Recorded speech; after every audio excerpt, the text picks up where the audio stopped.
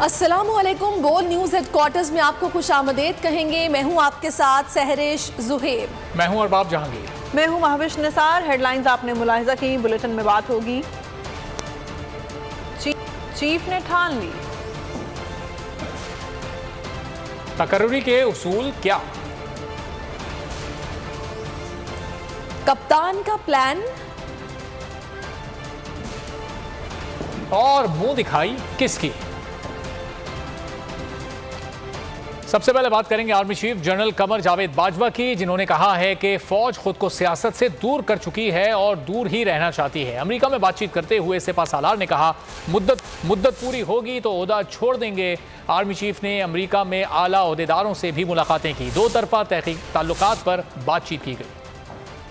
फौज सियासत से दूर है और दूर ही रहना चाहती है, सिपा सालार जनरल कमर जावेद बाजवा ने बता दिया। वाशिंगटन में पाकिस्तानी सिफारत खाने में ज़ोराने के मौके पर गुफ्तगू के दौरान आर्मी चीफ ने ये भी बता दिया कि 2 माह बाद इनकी मुद्दत मुलाजमत पूरी हो जाएगी, जिसके बाद वो ओहदा छोड़ देंगे। गैर रस्मी गुफ्तगू में आर्मी चीफ ने मईशत पर भी बातचीत की। उन्होंने कहा, बीमार मईशत को बहाल करना माशरे के हर हिस्सेदार की तरजीह होनी चाहिए। मजबूत मईशत के बगैर कौम अपने टारगेट हासिल नहीं कर सकेगी। मजबूत मईशत के बगैर सिफारतकारी भी नहीं हो सकती। Army chief general Qamar Javed Bajwa America के दौरे पर हैं। ISPR के मुताबिक जनरल कमर जावेद बाजवा ने दौरा अमेरिका के दौरान सेक्रेटरी दिफा मुशीर कौमी सलामती और deputy secretary of state Wendy Roth Sherman से मुलाकातें की हैं, जिनमें बामी दिलचस्पी के उमूर, इलाकाई सलामती की सूरत हाल समेत मुख्तलिफ शोबों में 2 तरफा ताउन पर गुफ्तगू की गई। आर्मी चीफ ने सैलाब के दौरान पाकिस्तानी अवाम की इमदाद पर अमरीकी हुक्काम का शुक्रिया अदा किया। उन्होंने कहा कि ये इमदाद मुतासरीन की बहाली के लिए अहम है। मुलाकातों में इत्तेफाक हुआ कि पाकिस्तान और अमेरिका के सिफारती और तिजारती ताल्लुकात में बेहतरी का अमल जारी रहेगा। आर्मी चीफ ने अमेरिकी रियासत फ्लोरिडा में समुद्री तूफान से होने वाली हलाकतों और तबाही पर ताज़ियत का इजहार भी किया।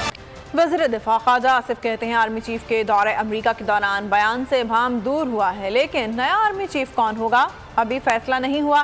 प्रेस कॉन्फ्रेंस में उन्होंने कहा, आर्मी चीफ की तकर्री का प्रोसेस रवा माह के आखिर या नवंबर के शुरू में होगा। उन्होंने कहा, रिवायत के मुताबिक 5 अफराद के नाम शामिल होते हैं, 5 में से किसी को भी तैनात किया जा सकता है। साथ ही ये भी कहा कि माजी में 5 नंबर से बाहर भी लोग तैनात किए गए। सब 3 स्टार जनरल्स इसके लिए अहल हैं। बात कही है उन्होंने, वहाँ पे जो बात की है, एक क्लैरिटी तो आई है ना। कम से कम जो आज से 6 या 7 दिन या 10 दिन पहले जो थोड़ा सा एक इबहाम था, वो इबहाम तो दूर हुआ है, तो आहिस्ता आहिस्ता सारे इबहाम दूर हो जाएंगे। कोई डिसीजन नहीं हुआ। ये प्रोसेस जो है कहीं जाके इस महीने के आखिर में स्टार्ट हो या नवंबर के शुरू में स्टार्ट होगा। जो रवायत है, आपने भी बताया कि 5 खास के नाम आते हैं, और बिल्कुल ठीक उन्होंने कहा कि पिछली दफ़ा जनरल इकराम साहब का 5वें नंबर का नाम था। तो 5 में से जो है वो कोई भी अपॉइंट किया जा सकता है, रवायत है। लेकिन इससे अलावा भी अगर माजी में ऐसे मौजूद हैं सालें जिसमें 5 नंबर से जो नाम नहीं भी रिकमेंड हुए थे, उनमें से भी लोगों को अपॉइंट किया गया। मेरा अपना ख्याल है कि जनरल एक इम्प्रेशन है कि 3 स्टार जनरल जो है सारे के सारे एलिजिबल होते हैं इस स्लॉट के लिए। हम कार्ड मेरे सीने से लगे रहेंगे। मार्च कब और कहां से शुरू करना है फैसला मैं करूंगा। इमरान खान ने लाहौर मीटिंग में बता दिया। उन्होंने पार्टी रहनुमाओं को अहम टास्क भी दे दिए। उन्होंने पंजाब के ओहदेदारों से हलफ भी लिया। मेरी कौम तैयार है, पहले कौम का कप्तान भी तैयार है। मैं अगर सड़कों पर निकला है ना, तो आपके लिए छुपने की जगह नहीं होगा। बड़े मैच से पहले कप्तान का mission warm up. Imran Khan Peshawar के बाद लाहौर जा पहुंचे। ओहदेदारों से मुलाकातें की, मशवरे हुए, प्लान पर बातचीत हुई। कहां से निकलना है, इस्लामाबाद की तरफ किधर से चलना है। पूरा दिन मीटिंग्स जारी रहीं। इमरान खान ने पार्टी रहनुमाओं को टास्क भी सौंप दिए। हर तंजीम को अपना अपना डाटा शिबली फराज को भेजने की हिदायत की गयी। हर पाकिस्तान के शहर में निकलूंगा।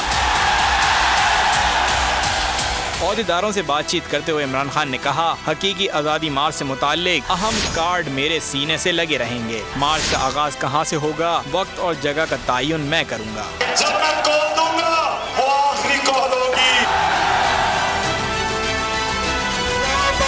तुम्हें छुपने की जगह नहीं मिलेगी। इमरान खान ने गुजरावाला, गुजरात, लाहौर और साहिवाल डिवीजन के पार्टी ओहदेदारान से हल्फ भी लिया। इनकी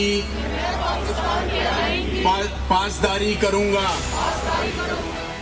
इमरान खान ने राजा बशारत से भी मुलाकात की, पंजाब की सियासी और इंतजामी उमूर पर तबादला ख्याल किया। कहा, हमें मुल्क को करप्ट माफिया से बचाना है, कौम अजीम जिद्दोजहद के लिए तैयार रहे। बात के चारों तरफ तो हमारी हुकूमतें हैं, राना सनाउल्लाह कैसे हमें रोकेगा? पंजाब, खैबर पख्तूनख्वा, आज़ाद कश्मीर में हम हैं, ये खाली धमकियां दे रहा है। इमरान खान की सीनियर सहाफ़ियों से बातचीत उनका कहना था कि लॉन्ग मार्च कब होगा किसी को तारीख का नहीं बताऊंगा, हर चीज़ रिकॉर्ड होती है, तारीख मैंने अपने तक रखी है। शाह महमूद कुरैशी मेरे वाइस चेयरमैन हैं, उनको भी नहीं बताया। 16 अक्टूबर दूर लगता है, हो सकता है ज़िमनी इंतखाब की नौबत ही ना आए। इमरान खान ने बताया कि शुक्र है उन्होंने साइफर को तस्लीम तो किया, कमेटी मुझे बुलाती है तो पहले ये पूछूंगा कि डोनाल्ड लू ने किसको हटाने का हुक्म दिया, इनको एक बार फिर NRO दे दिया गया है। इसी बारे में मजीद तफसील जानेंगे। नुमाइंदा खुसूसी बोल न्यूज़ अब्बास शब्बीर हमारे साथ मौजूद हैं। क्या गुफ्तगू हुई इमरान खान की सहाफ़ियों से? देखिए, राना सनाउल्लाह की धमकियों का भरपूर जवाब दिया है इमरान खान ने लाहौर में सीनियर सहाफियों से बातचीत के दौरान, और कहा है कि राना सनाउल्लाह कैसे हमें रोकेगा। इस्लामाबाद के चारों अतराफ हमारी हुकूमतें हैं, पंजाब, KPK, आज़ाद कश्मीर में हम हैं, ये सिर्फ और सिर्फ खाली धमकियां दे रहे हैं। इलेक्शन कमीशन जितना जानिबदार है इतना कभी भी नहीं देखा। साथ साथ उन्होंने ये भी कहा कि चेयरमैन नैब इन्होंने अपनी मर्जी का लगाया है, ये इदारों के सरबराह अपनी मर्जी के लगाने चाहते हैं। साथ साथ चेयरमैन PTI इमरान खान ने कहा कि तोशाखाना में जरदारी और नवाज शरीफ कीमती गाड़ियां नहीं ले सकते थे मगर घर ले गए। एक सवाल के जवाब में ये भी उन्होंने कहा कि ये मामला कब हल होगा, ये सवाल हुआ, जिस पर कहा गया कि हर काम मुज़ाकरात से हो सकता है, आखिर में तो मुज़ाकरात से ही बातें तय होती हैं। मैंने कोई ऐसा गैर कानूनी काम नहीं किया, इन्होंने तो गैर कानूनी तौर पर कीमती गाड़ियां ली हैं। चैलेंज दिया है कि जरदारी और नवाज शरीफ के तोशाखाना केस एक साथ सुन लिया जाए, तब दूध का दूध और पानी का पानी हो जाएगा। इलेक्शन कमीशन पर सवाल उठाया है कि इलेक्शन कमीशन जानिबदार है, मुझे नाअहल करवाना चाहता है। 16 अक्टूबर दूर लगता है, हो सकता है कि ज़िमनी इंतखाबात की नौबत ही ना आए। जब लॉन्ग मार्च की कॉल की बात आई तो उन्होंने कहा कि ये हर चीज़ रिकॉर्ड हो रही है, तारीख मैंने अपने तक रखी है। शाह महमूद मेरे वाइस चेयरमैन हैं, उनको भी मैंने नहीं बताया कि लॉन्ग मार्च कब होगा और किस तारीख को होगा, किसी को नहीं बताऊंगा। NRO के हवाले से आज इमरान खान ने एक बार फिर शरीफ खानदान पर तनकीद की और कहा कि इनको NRO दिया गया है, हमेशा से ये आए हैं, मुल्क को लूटा है और मुल्क से फरार हुए हैं। ठीक है, बहुत शुक्रिया अब्बास, बारे में आपसे मजीद भी जानते रहेंगे। 10 रोज में इंतखाबात का ऐलान किया जाए। इमरान खान ने पूरी कौम को तैयार कर लिया है, ईद मिलादुन नबी के बाद फाइनल कॉल होगी। सेनेटर फैसल जावेद का बोल न्यूज़ से गुफ्तगू में ऐलान, कहा अवाम ने प्लान बना लिया है, अब और कोई प्लान नहीं चल सकता। इस बार उनको पता है वो क्या कर रहे हैं, लेकिन इमरान खान का उन्हें नहीं पता कि वो क्या कर रहे हैं। अगर ये अनाउंस नहीं करते, अगले 1 हफ्ते 10 दिन के अंदर कोई अनाउंसमेंट नहीं आती, तो फिर कॉल दे रहे हैं और कौम तैयार है। इस बार कौम की कॉल को हम ज्वाइन कर रहे हैं। इमरान खान साहब जो हैं इस बार पूरी कौम को तैयार करके, ये समझ है कि 12 रबीउल अव्वल के बाद होगा, ये समझ है, उससे पहले नहीं हो रहा है। पब्लिक ने प्लान बना लिया, कोई और प्लान नहीं चल सकता। इस बार इनको तो पता है ये क्या कर रहे हैं, लेकिन इनको ये नहीं पता कि इमरान खान क्या कर रहे हैं, ये इनको समझ नहीं है। तहरीक इंसाफ की स्ट्रेटजी तो सिर्फ इमरान खान को पता है और सीनियर क़यादत में से कुछ लोग हैं उनको पता है। ये जो इम्पोर्टेड हुकूमत है ये एक्सपोर्ट हो रही है, आहिस्ता आहिस्ता इनके और लोग भी जो हैं वो अब निकलना शुरू करेंगे। अक्ल इसमें है कि हम पहले ही कोई फैसला करें, ऐसा फैसला करें जो मुल्क के मफाद में हो।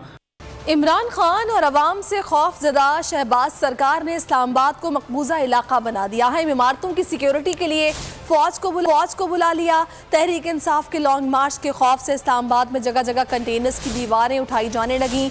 अवामी सैलाब को रोकने के लिए शहर में खंदकें भी खोदी जाने लगी हैं। हुकूमती इक़दामात से दारुल हुकूमत के अवाम सख्त अज़ियत से दो चार हो गए। शहरियों का कहना है कि हुकूमत ने इनके आने जाने के रास्ते बंद कर दिए हैं। तलबा और मरीजों को भी शदीद परेशानी का सामना है। तहरीक इंसाफ के लॉन्ग मार्च का खौफ या हुकूमत अपने ही अवाम से खौफजदा। हुकूमत की जानिब से फौज को अहम इमारतों की जिम्मेदारी सौंपी जाने लगी। शहर में 30,000 पुलिस और रेंजर्स को तैनात किया जा रहा है। शहर इक़्तिदार को खारदार तारें लगाकर नो गो एरिया में बदल दिया। अवाम का कहना है हुकूमत ने शायद उन्हें भी दुश्मन समझ लिया है, इसीलिए उनके आने जाने के रास्ते बंद किए जा रहे हैं। अवाम को बहुत मुश्किलात का सामना हो रहा है। अभी तो लॉन्ग मार्च शुरू ही नहीं हुआ, अभी तो उन्होंने कोई कॉल भी नहीं की, सारे रास्ते बंद है। देखिए हम कहीं से घूम घुमा के आ रहे हैं। प्लीज़ राय लिल्ला अवाम पे कोई शफकत की जाए और रास्तों को खोला जाए।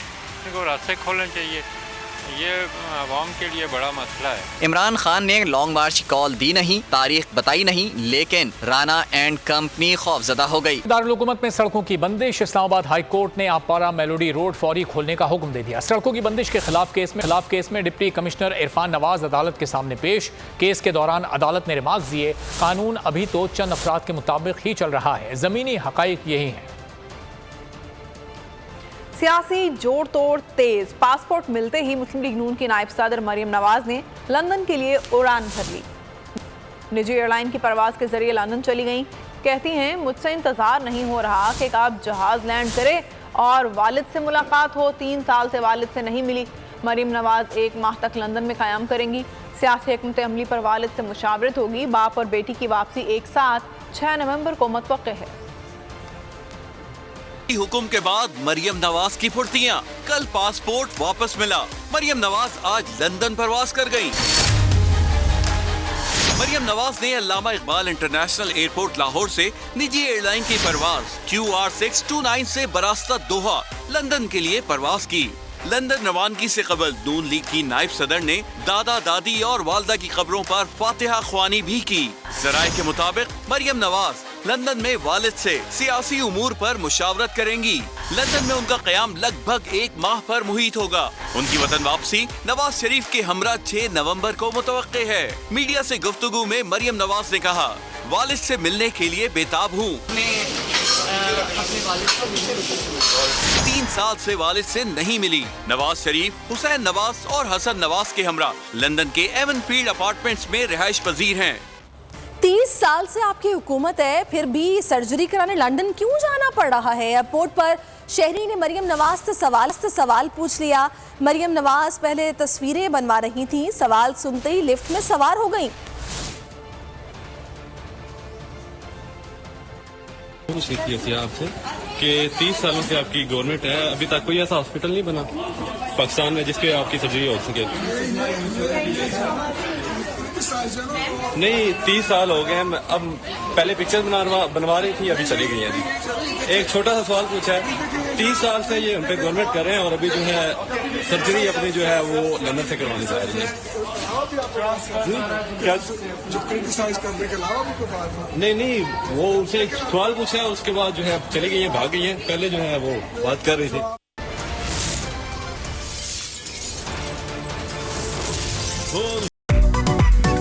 मेरी टैक्सी में बैठ जाओ, जहां तक ले जाऊंगा।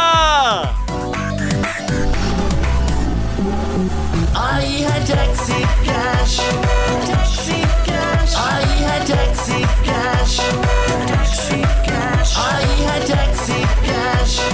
कभी टैक्सी वाले ने सवारी को किराया दिया, सुना है? ये सीट नहीं, हॉट सीट है।